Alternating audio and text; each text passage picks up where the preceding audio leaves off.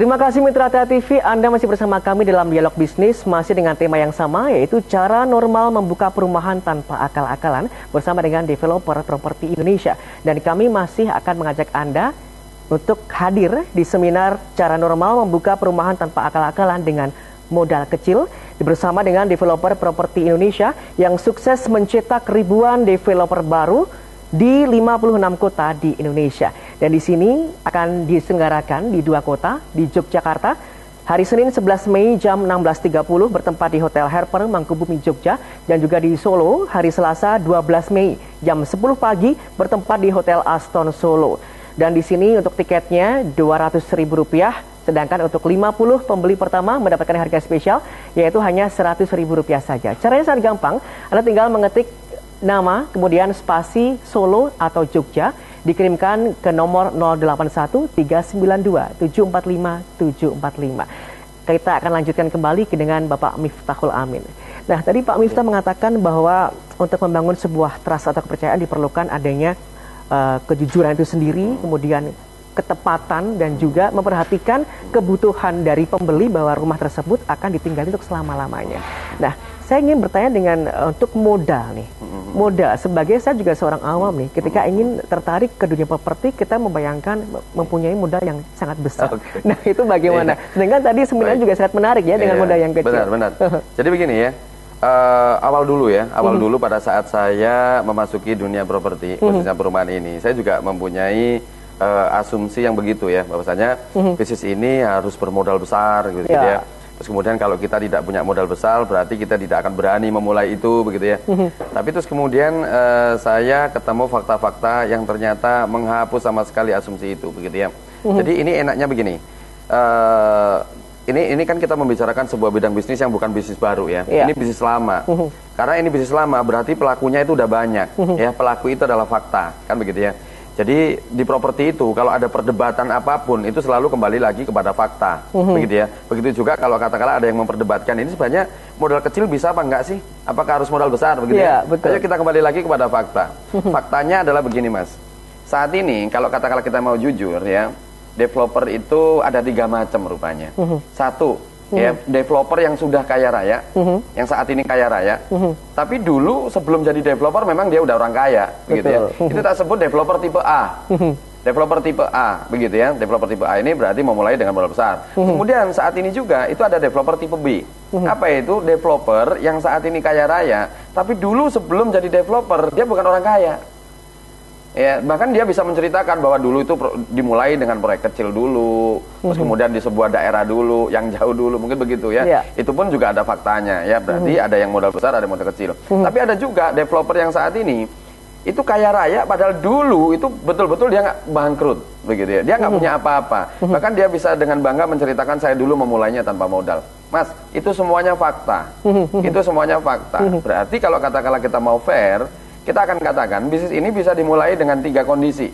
Modal besar, ya, modal kecil, dan tanpa modal. Nah, 3-tiganya ada ciri khasnya. Yang bermodal besar itu ciri khasnya, mereka begitu buka perumahan, sebenarnya bukan perumahan yang dibuka, tapi kota mandiri. Lengkap, ya, ada perumahannya, ada rukonya, bahkan ada mallnya, kan itu. Ya, itu mereka bikinnya kota mandiri, seperti itu, begitu ya. Nah, kemudian mereka tentu saja bermodal besar dong, kan gitu ya. Kita tidak bisa menampik itu. Dan kemudian yang kedua, kalau katakanlah bermodal kecil, ciri khasnya mereka bikin itu kompleks. Ya, sebuah kawasan. Bisa 1 klaster, bisa 2 klaster, atau mungkin beberapa unit. Ya, 5 unit, 10 unit, 20 unit, 30, atau mungkin sampai 100 ke bawah lah. Mereka bermodal kecil. Nah, terus kemudian ciri khasnya lagi yang bermodal kecil ini, kalau kita mau fair, Anda perhatikan ya. Developer itu pada saat membangun 100 unit, saya tanya sekarang, rumah contohnya ada berapa? Biasanya 1 ataupun 2. Nah, 1 ataupun sebanyak tipenya ya, bisa 2, bisa 3. Itulah sebenarnya pencerminan persentase modal. Oke. Ya kan itu. Ya, apa Anda mengira kami membangun 100 terus kemudian kami jual 1 persatu, kan tidak. Ya, developer itu mereka membangun sebenarnya rumah contoh kan. Rumah contoh dibagusin, berikutnya dia kapling kan begitu ya. Ya, per kapling sebenarnya developer bahkan sudah menerima uangnya duluan sebelum membangunnya, kan itu. Apa itu artinya? Sebenarnya ada peranan modal itu justru dari pembeli, sebenarnya begitu ya. Nah, ini kalau kita kupas jauh akan panjang dan teman-teman akan tahu banget begitu ya. Tapi faktanya adalah seperti itu. Tapi ada juga developer itu yang bisa dilakukan tanpa modal. Kenapa bisa begitu? Begini. kalau kita memulai bermain perumahan ya, di bisnis perumahan itu ada 3 juga, bukan 3 kelas, tapi ada 3 syarat untuk bermain properti. Syarat pertama adalah tanah, ya. Yang kedua itu adanya modal, yang ketiga adanya skill. Orang kalau punya tanah banyak, tapi kalau nggak punya skill, buru-buru jadi perumahan.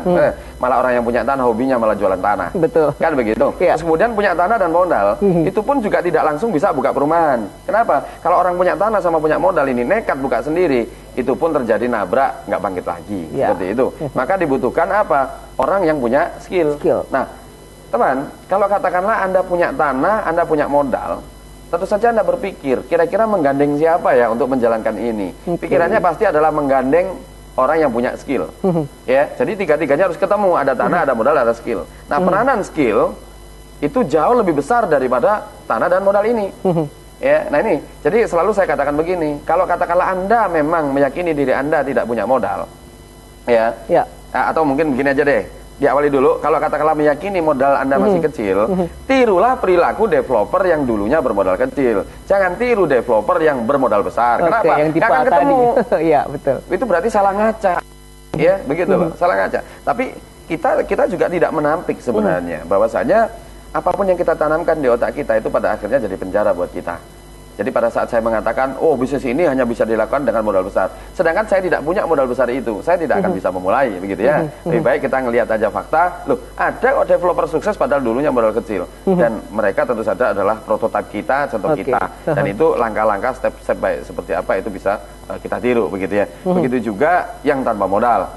Kalau meyakini bahwa Anda memang betul-betul tanpa modal, tadi kan ada 3 syarat, tanah, modal, atau skill. Mana yang Anda punya salah satu? Anda boleh.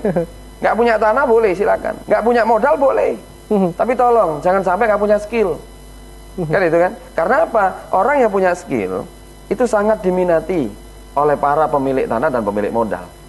Kan begitu? Dan alam semesta menyambut itu. Karena pemilik tanah dan pemilik modal hanya mau kerjasama dengan orang yang punya skill. Justru yang akan sangat dicari dengan yang punya skill itu tadi. Justru yang memprihatinkan itu, tanah nggak ada, modal nggak ada, skill nggak ada. Pengen main properti, ya pasti itu setingkatnya ya setingkat perantara akhirnya, calo pada akhirnya seperti itu. Anda nggak akan jadi developer seperti itu, karena kuncinya sebenarnya ada di skill itu. Nah di DPI itu komplit diajarkan semuanya, ya diajarkan semuanya. Karena dengan skill Anda akan tahu bagaimana cara mendapatkan lahan, ya, dan dengan skill Anda juga akan tahu bagaimana mendapatkan pemodal. Mungkin sedikit di sini akan saya sharingkan sedikit ya tentang sebenarnya modal tidak sebesar yang seperti yang diperkirakan. Begini saja sekarang, kalau Anda perhatikan, yang namanya perumahan itu makin masuk ke dalam kota atau keluar kota, itu aja dulu. Kita ngomongin fakta. Makin masuk ke dalam kota atau keluar kota, yang namanya perumahan. Makin keluar kota. Kenapa keluar kota? Mungkin kalau orang awam dikatakan, oh tanah di dalam kota itu mahal-mahal, Pak, misalnya seperti itu. Itu tidak menjawab, karena kita ini pedagang. Kalau bahan bakunya mahal, barang jadinya juga mahal, berarti nggak ada perkara dong. Betul kan? Itu. Terus kenapa developer itu kok nyari keluar kota? Ya itu berarti developernya menyesuaikan dengan modal. Kenapa? Karena developer tentu saja menghindari pembelian tanah tunai di depan. Dan tanah yang tidak tunai di depan, ya, itu tidak ada di dalam kota, adanya di luar kota. Kan begitu? Itulah kenapa developer makin senior, itu ciri khasnya ya. Ini satu rahasia saja. Makin senior developer, itu biasanya makin lama pembayaran lunasnya. Kayak itu tadi. Nah, kalau kita berbicara mengenai skill, selama ini ketika berada di developer properti Indonesia, apakah dengan orang-orang yang bergabung di sana sudah ada bakat-bakat yang terlihat dia mempunyai skill untuk menjadi seorang pebisnis properti yang sukses? Ini pun fakta bicara. Fakta bicara. Sekarang saya tanya, apakah developer di sekitar Anda ini semuanya orang ngerti teknik? Kan tidak. Di Solo atau Jogja ini ada nggak ibu-ibu jadi developer? Banyak, Mas. Banyak. Dokter jadi developer ada nggak? Ada. Teman-teman PNS jadi developer ada nggak? Ada. Pedagang jadi developer ada? Ada. Apa itu artinya? Berarti semua orang bisa memasuki ini. Kenapa begitu? Saya bisa jelaskan. Jadi kalau katakanlah nih, tak umpamakan cangkir ini ya. Karena ini mirip nih properti. Ini rumahnya, ini tanahnya. Betul ya? Ini bangunannya, ini tanahnya. Menurut Anda, developer ambil profit dari mana? Dari bangunan atau dari tanah? Tidak dari bangunan, tapi dari tanah. Yang ambil profit dari bangunan itu adalah kontraktornya, tukangnya. Sedangkan ini memerlukan teknik. Jadi pada saat developer tidak mengerti teknik, dia gandeng tukang, dia gandeng kontraktor, ditugasin untuk bangun ini rumah. Dan kami tidak ambil profit dari bangunan itu. Developer ambil untung dari tanah. Tanah, Mas, dijemur aja profit. Jadi kalau saya ditanya, perlu bakat apa untuk bermain properti? Perlu bakat menjemur tanah. Padahal semua orang bisa menjemur tanah itu. Itu kenapa di setiap brosur developer, tulisannya simple. Kelebihan luas tanah per meter persegi dihitung sekian juta, benar?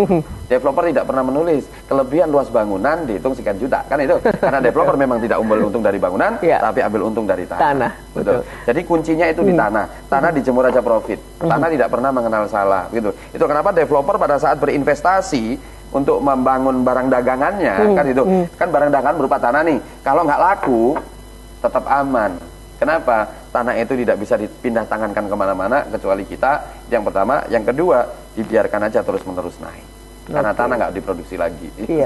Ada banyak seni ternyata ya dia berbisnis dengan properti. Kalau kita ngomongin tentang properti, kita itu dikuatkan sama fakta. Dan selama ini orang awam itu banyak berasumsi, dan asumsi-asumsi itu yang kadang-kala malah memenjarakan dia. Karena apa yang kita tanamkan di otak kita itu efeknya dua hal. Kalau bukan kekuatan, justru efeknya adalah penjara buat kita.